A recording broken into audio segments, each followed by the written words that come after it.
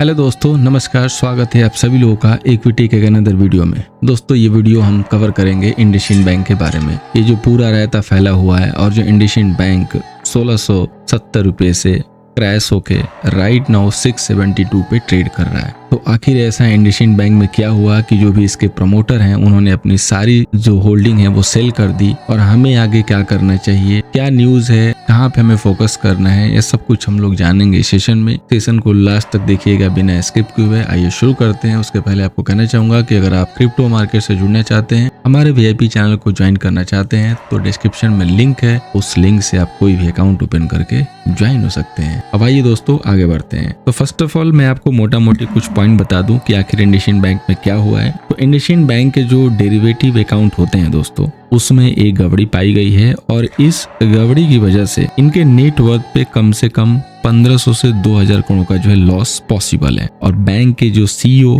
And ED हैं, उन्होंने 80% तक के जो अपने शेयर है ना, वो बिल्कुल ये देखो, ये टॉप पे जो बड़ी वाली रेड कैंडल देख रहे हो ना, यहाँ पे इन्होंने बेच दिए। और शेयर कहाँ पे है? यहाँ पे। और मैं अभी आपको शेयर होल्डिंग पैटर्न भी दिखाऊंगा जिसमें आप क्लियरली देख सकते हो। तो यहाँ पे बैंक का मैनेजमेंट एग्जिट ले चुका है खुद की कंपनी से। डैट मीन्स कि मैनेजमेंट को पता था कि कुछ न कुछ कांड होगा, या मैनेजमेंट जान के कांड किया, आई डोंट नो, मुझे इसके बारे में नहीं क्लैरिटी है। और ये जो इन्होंने प्राइजेस जो यूज की हैं 1566 इसके कहीं आसपास आ रही है। उनकी सबसे लास्ट के लोअर प्राइस जो सेलिंग गई है 1055 के आसपास गई है, यानी कि सारे हाई रेट पे बेचे हैं। आरबीआई इनसे जो है कंप्लायंस रिपोर्ट के बारे में पूछ रहा है, मांगा हुआ है आउट ऑफ द टर्न जाके। नॉर्मली ये लोग देते हैं बैंक्स वाले, but out of the turn जो है आरबीआई ने कंप्लायंस रिपोर्ट की जो है यहाँ पे पूछताछ की है। मामला दोस्तों गवर्नेंस का है, तो थोड़ा सा ये मामला सीरियस हो जाता है। ये जानकारी खुद बैंक के जो है मैनेजमेंट ने दी है। आप देख सकते हो मार्च 10 को जो है इन्होंने एनएससी को, यानी कि स्टॉक एक्सचेंज को जो है इन्होंने लेटर लिखा है, और जिसमें क्लियरली बताया हुआ है, जिसकी मेन लाइन आप यहाँ से पढ़ सकते हो, जो कि आरबीआई की एक मास्टर डायरेक्शन होती है, classification, valuation and operation of investment portfolio of commercial bank directions 2023 issued in सितंबर 2023। एक आरबीआई की तरफ से गाइडलाइन होती है। उसमें जो इंक्लूड होता है अकाउंटिंग ऑफ डेरिवेटिव, और जो कि एप्लीकेबल है अप्रैल 1 से। फ्रॉम अप्रैल 1 बैंक ने नोट किया कि कुछ डिस्क्रिपेंसीज ये जो है अकाउंट के बैलेंस में जो है देखी गई है, यानी कि जो अकाउंट बैलेंस है उसमें कुछ गड़बड़ी देखी गई है, जिसकी रिपोर्ट इन्होंने की है। और सबसे बड़ा क्वेश्चन ये है दोस्तों कि बैंक के पास दो ऑडिटर होते हैं। एक बैंक का खुद का इंटरनल होता है और एक एक्सटर्नल ऑडिटर होते हैं, जो कि हर क्वार्टर में ऑडिट करते रहते हैं। और ये इतना बड़ा अकाउंट होता है दोस्तों, ये इतना बड़ा ट्रेडिंग अकाउंट होता है कि अगर इसमें एक डेसिमल का भी फर्क आता है ना, तो वहां पे मामला सीआर का होता है। तो उन जो भी ऑडिटर्स होते हैं, अगर उनको कुछ भी अगर ऐसा कुछ गड़बड़ी पाई जाती है उनके द्वारा, तो वो ऑडिट वहीं पर रोक के और सबसे पहले ये फाइंड आउट किया जाता है कि आखिर ये गड़बड़ी कैसे हो रही है। और ये मामला दोस्तों कई सारे क्वार्टर से चल रहा है। तो अब आप समझ सकते हो कि इस मामले का लेवल क्या है और ये मामला कितना सीरियस है। तो ये मामला डेफिनेटली सीरियस है। अभी यहाँ पे देखो आप शेयर होल्डिंग, तो अगर देखोगे तो जो यहाँ पे प्रमोटर है ना, केवल और केवल 16.29% होल्ड कर रहा है। बाई लकली रिटेलर भी ज्यादा परसेंटेज नहीं होल्ड कर रहे हैं। यहाँ पे म्यूचुअल फंड काफी होल्ड कर रहे हैं, म्यूचुअल फंड का पैसा इसमें ज्यादा लगा हुआ है। और अभी तगड़ी सेलिंग अभी आई नहीं है, और तगड़ी सेलिंग इसलिए नहीं आई है क्योंकि ये जो मामला हुआ है बेसिकली वो बैंक के डिपॉजिट ग्रोथ से रिलेटेड है। मतलब जो लॉस होगा वो बैंक अकाउंट में होगा, ठीक है, डिपॉजिट पे कोई असर नहीं है। इसीलिए जो ये इम्पैक्ट है आपको मतलब जल्दी ही जो हो सकता है कि ओवर होता हुआ दिखाई दे, अगर कुछ क्लियरिटी आएगी तो। अदरवाइज फिर यहाँ से बड़ा इम्पैक्ट आएगा। यहाँ पे दो कैंडल आप देख सकते हो कितनी बड़ी है, वीकली कैंडल, और इसे आप समझ सकते हो कि इम्पैक्ट कितना बड़ा है। अगर हम इसके थोड़ा सा फंडामेंटल पे नजर डालें तो यहाँ पे देखो प्रोज एंड कॉन्स में, तो सबसे ज्यादा यहाँ पे कॉन्स में आपको नंबर दिखाई देंगे, यानी कि काफी जो है यहाँ पे गड़बड़ी है। प्रमोटर ने जो है यहाँ पे 50.9% का जो है होल्डिंग जो अपना प्लेस भी कर रखा है, और केवल होल्डिंग 15.7% है, और उसमें से भी 50% ये प्लेस ही आ रहा है, ठीक है। अगर आप नजर डालोगे इसके कैश फ्लो पे, जो कि सबसे बड़ा एक इम्पॉर्टेंट जो फैक्टर होता है, इम्पॉर्टेंट एक पहलू होता है, तो इनका देखो नेट कैश फ्लो मार्च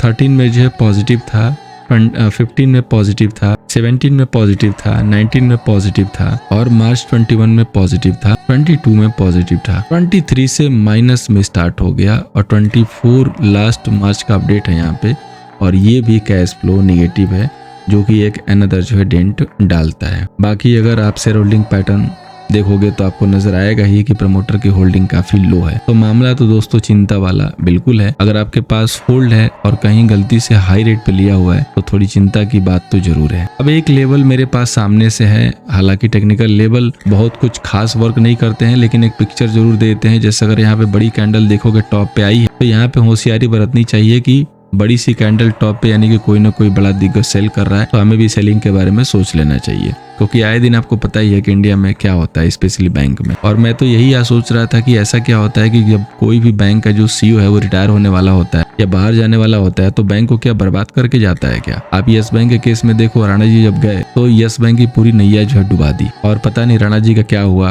बाहर है कि बेल पे है कि क्या कर रहे हैं, उनको कैसे छोड़ दिया गया, क्या हुआ, पैसे निकले नहीं निकले। और सेम इंडियन बैंक के भी केस में आ रहा है, क्योंकि जो इनके सीईओ हैं और जो सीएफओ हैं उनके जो कि जॉब टर्नओवर देखोगे तो काफी बचा नहीं है, उनको जाने के समय आ चुके हैं, और उनका जो टाइम एक्सटेंड है वो भी शायद आरबीआई ने बहुत दिन तक नहीं बढ़ाया, शायद 1 ही साल दिया हुआ, ऐसा कुछ है। मैं बहुत ज्यादा क्लियर नहीं हूँ इसके बारे में डीपली, बट ऐसा कुछ है। तो ऐसा क्या है दोस्तों कि जो भी सीईओ जाने वाला होता है वो स्पेशली बैंक के केस में देखो तो बैंक को डुबा के जाना चाहता है। तो इन सारी चीजों पर रोक लगनी चाहिए। और एक क्वेश्चन और है कि जिसके अकाउंट हैं, जिनका बैलेंस है इसमें, उनको क्या करना चाहिए। तो देखिए पर्सनली मेरी जहां तक मतलब थॉट है, अगर बहुत हाई अमाउंट है, बहुत ज्यादा अमाउंट है डिपॉजिट, तो अभी तो बैंक सब कुछ सही चल रहा है, डिपॉजिट पे कोई रिस्क नहीं है, तो आई थिंक कि आपको सेफ साइड से सोचना चाहिए, एटलीस्ट उसको स्प्लिट करना चाहिए अगर आप सिर्फ सिंगल बैंक में पैसे लेके चल रहे हो तो। आज के डेट में दोस्तों यस बैंक और पीएनबी और जैसे बैंकों का कांड देख के ये बिल्कुल एक आपको संदेश मिल जाना चाहिए कि आपके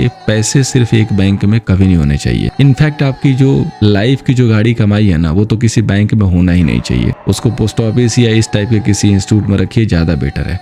दूसरे माध्यम से रखिए, इक्विटी में रखिए, कुछ इधर रखिए कुछ उधर रखिए, मतलब उसको पूरा फैला दीजिए, ठीक है। जैसे कहते हैं ना कि अपने अंडों को एक बास्केट में मत रखिए, उसी तरीके से उसको कई सारों में रखिए। जैसे बैंक भी कई सारे यूज कीजिए, 2-3 बैंक यूज कीजिए, ठीक है, अलग अलग माध्यम से रखिए। अगर एक जगह रखेंगे तो नो वन कैन से कि क्या पॉसिबल है दोस्तों। ये इंडिया है, रियली काफी डिसअपॉइंटेड जो है, मतलब इस मामले में अगर आप देखोगे तो आपको दिखाई देगा, क्योंकि गरीब आदमी अगर कुछ करता है तो उसके ऊपर सरकार जो है बिल्कुल लाठी लेके तैयार रहती है और उसको बिल्कुल मार के तोड़ देती है। वही अगर कोई कंपनी का सीईओ सीएफओ और ऐसे लोग कोई कांड करते हैं तो थोड़े दिन के बाद वो आराम से घूमते नजर आते हैं, इनफैक्ट वो अय्यासी करते हैं और उनको कुछ नहीं होता है। वो अपने सारा जो है इंतजाम पहले से कर चुके होते हैं, क्योंकि उनको पता है कि वो क्या कर रहे हैं। तो अगर आप एक नॉर्मल पर्सन हो और आपके ह्यूज अमाउंट है तो आई थिंक आपको कुछ सोचने की जरूरत है। अब हम आते हैं लास्टली शेयर प्राइस पे कि हमें क्या करना चाहिए किसी की होल्डिंग ट्रैप है तो मेरे हिसाब से देखिए, अब ट्रैप वाला तो बिल्कुल पूरी तरीके से ट्रैप है, क्योंकि ये जो लेवल जो टूटा हुआ है ना, ये भी एक मेजर लेवल है, ठीक है। ये सारा मेजर लेवल है, क्योंकि यहाँ से काफी अच्छी बाइंग आई थी, 1 साइडेड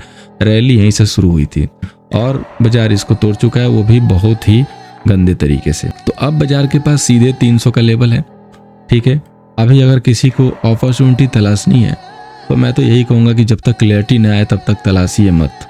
लोअर लेवल बिल्कुल होता है बाई के लिए और हमें तलाशनी भी चाहिए, ठीक है। मैं खुद कहता हूँ कि नेगेटिव न्यूज ऑलवेज है अपॉर्चुनिटी, लेकिन उस नेगेटिव न्यूज की क्लैरिटी आ जाने दीजिए। क्लैरिटी आने के बाद उस अपॉर्चुनिटी को फायदा ले सकते हैं, उस अपॉर्चुनिटी का फायदा ले सकते हैं। थोड़ा हाई लेवल पे भी लेंगे तो चलेगा, क्योंकि रिकवरी भी फास्ट होगी। लेकिन अगर क्लैरिटी नहीं रहेगी तो हो सकता है कि इसमें 50, 100, 70 के लेवल पता नहीं कहाँ तक आ सकता है, नो वन कैन से। तो मेरा तो यही है कि यहाँ पे बिल्कुल आपको सावधानी बरतनी चाहिए। और अगेन मैं आपको यही लेसन देना चाहूंगा कि कभी भी किसी भी स्टॉक में अपने पूरे इन्वेस्टमेंट को मत कीजिए। थोड़े दिन पहले ही मैंने आपको जेंसल इंजीनियरिंग के बारे में बताया था, उसके शेयर की एनालिसिस की थी और यही चीज बताई थी कि कभी भी किसी भी शेयर में कुछ भी पॉसिबल है। कहाँ स्कैम होगा, कब होगा, आपको नहीं पता चलेगा, मेरे को भी नहीं पता चलेगा, हो सकता है कि और हमारे पैसे उसमें फंस जाएंगे। तो बेटर ऑप्शन ये है कि पैसे को बराबर भागों में स्लाइस बना के और हर जगह इन्वेस्ट कीजिए। एक किसी शेयर के ऊपर कभी भी डिपेंड मत रहिए। अगर आप एक किसी भी शेयर में पैसे डालेंगे तो या तो आप बहुत अच्छे से बन जाएंगे और या तो आप बुरी तरीके से डूब जाएंगे। तो ऐसी नौबत ना लाइफ में, इसके लिए पैसे को डिवाइड करके अलग अलग शेयर्स में डाला कीजिए। ये प्रिंसिपल है, इसको फॉलो करना शुरू कर दीजिए। उम्मीद करूंगा कि इस एनालिसिस से आपको कुछ सीख मिली होगी, इंडियन बैंक के बारे में एक अपडेट मिली होगी इन शॉर्ट में, एंड आपको हेल्प हो सकती है। अगर एनालिसिस अच्छी लगी हो, वीडियो अच्छी लगी हो तो लाइक एंड शेयर करके वीडियो को आगे बढ़ाइएगा। Thank you so much for watching. मिलते हैं दोस्तों ऐसे ही किसी अनदर वीडियो में।